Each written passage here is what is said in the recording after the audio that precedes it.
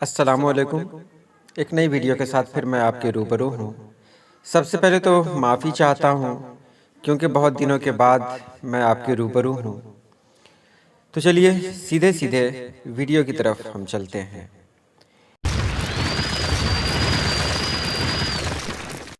اسم مکبر۔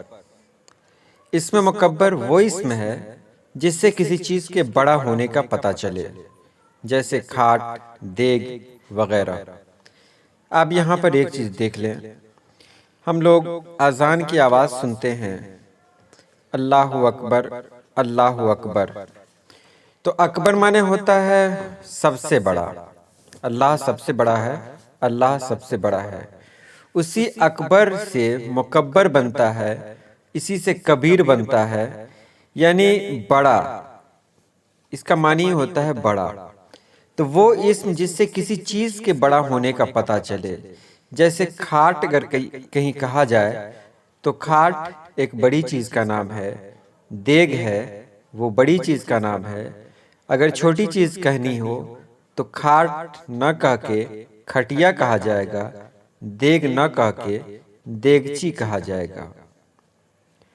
اسم مصغر۔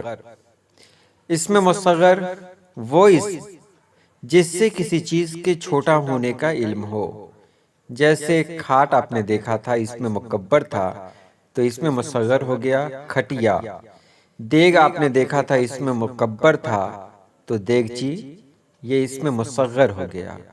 یعنی جس سے بڑا ہونے کا پتہ چلتا ہے اس کو تو اسم مکبر کہتے ہیں، اور جس سے چھوٹا ہونے کا پتہ چلے اس کو اسم مصغر کہیں گے۔ اب کئی مثالیں آپ کے سامنے ہیں۔ دیکھیے اسم مکبر ایک طرف لکھا ہوا ہے، اسی کے بغل میں اسم مصغر بھی لکھا ہوا ہے۔ کھاٹ اسم مکبر ہے تو کھٹیا اسم مصغر ہوا۔ در اسم مکبر ہے تو دریچہ اسم مصغر ہوا۔ باغ کو اسم مکبر کہیں گے تو باغیچہ کو اسم مصغر۔ اسی طرح گھڑی اسم مکبر ہے تو گھڑیال اسم مصغر ہے۔ یہ گھڑیال آپ کروکوڈائل والا نہیں سمجھیں گے، یہ گھڑیال کہتے ہیں جو بڑی گھڑی ہوتی ہے جو چوک چوراہوں پہ لگائی جاتی ہے، بہت بڑی گھڑی۔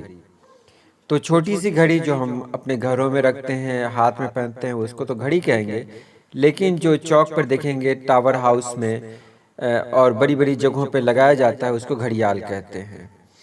اسی طرح دیگ اسم مکبر ہے، دیگ میں جیسے بارات میں کھانا بنتا ہے تو دیگ میں بنتا ہے، اور دیگ کا اسم مصغر ہے دیگچی، جس میں ہمارے گھروں میں کھانا بنتا ہے۔